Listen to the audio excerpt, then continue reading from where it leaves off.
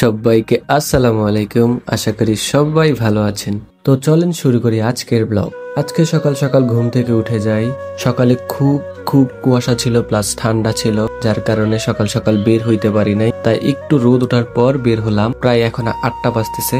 বর্তমানে আমি যাচ্ছি একটু বাজারে, ফলের বাজারে, সেখান থেকে কিছু কেনাকাটা করব। আর আরেকটা কথা হচ্ছে যে দিক দিয়ে এরিয়াটাতে ঠিক 10টার পর একটু খুব জ্যাম থাকে, বিকেলের দিকে 4টার পর একটু জ্যাম থাকে। আদারওয়াইজ সবসময় এই রাস্তা ফ্রি থাকে। যখন ফ্রি থাকে তখন ধুমায়া টানি। মোটামুটি কাছাকাছি চলে আসছি ফলের বাজার একটু সামনে।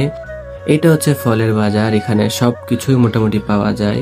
আমি এখান থেকে দেখতেছিলাম ডালিম, তারপর হচ্ছে যে আপেল, আর ওইখান থেকে দেখতেছিলাম আর খেজুর আছিল, খেজুরটাও দেখতেছিলাম।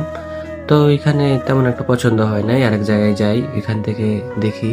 এইখানের আপেলগুলো একটু ভালো ছিল, যার কারণে এখান থেকে আপেলগুলো নিয়ে নিই। তারপর এখান থেকে নিয়ে নিলাম ছোট কমলা, যেটাকে আমরা পাহাড়ি কমলা নামে মনে হয় চিনি। আপনারা কি নামে চেনেন জানাবেন। আমি পাহাড়ি কমলা নামেই চিনি। এখান থেকে বের হয়ে যায়, তারপর আর একটা দোকানে যাই, এখান থেকে নিলাম ড্রাগন, তারপর নিলাম কলা। যাক, আমার এখন কেনাকাটা শেষ, আমি এখন রওনা দিব বাড়ির দিকে। তো আজকের ব্লগটা এই পর্যন্ত ছিল।